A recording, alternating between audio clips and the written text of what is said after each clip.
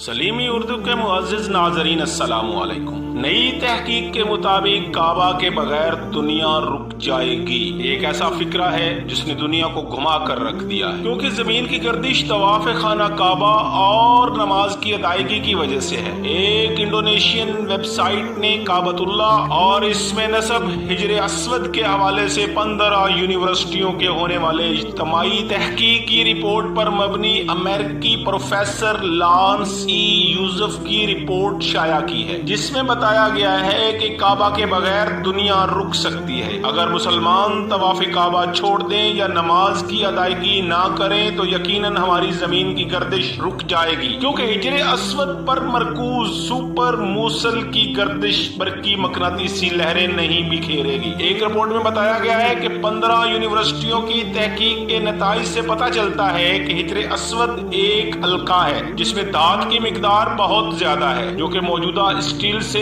23,000 गुना ज्यादा है। कुछ खलाबाज जिन्होंने जमीन से निकलती हुई इंतहाई रोशनी को देखा और तहकीक के बाद मालूम हुआ कि वो रोशनी काबा से निकलती है। तहकीक में बताया गया है कि हिजरे अस्वद सुपर कंडक्टर है जो एक माइक्रोफोन की तरह काम करता है, जो इन लहरों को हजारों मील दूर तक पहुंचाता है। प्रोफेसर लॉरेंस यूसुफ ने अपनी तहकीकी रिपोर्ट में ये खास नोट भी लिखा कि मुसलमानों का हम पर वाकई बहुत बड़ा कर्ज है कि तवाफ काबा और नमाज जमीन की हरकत के लिए सुपर मौसल को बरकरार रखती हैं। वाज़ेह रहे कि खाना काबा दुनिया की वो वाहिद इबादतगाह है जहां साल में एक लम्हा के लिए भी तवाफ नहीं रुकता, जबकि मुसलमान दिन में 5 वक्त की नमाजें अदा करते हैं और सूरज की गर्दिश के बायस दिन के हर लम्हे में दुनिया के किसी न किसी खित्ते में आजान और नमाज की अदायगी की जा रही होती है। और आखिर पर ये बता दें कि काबा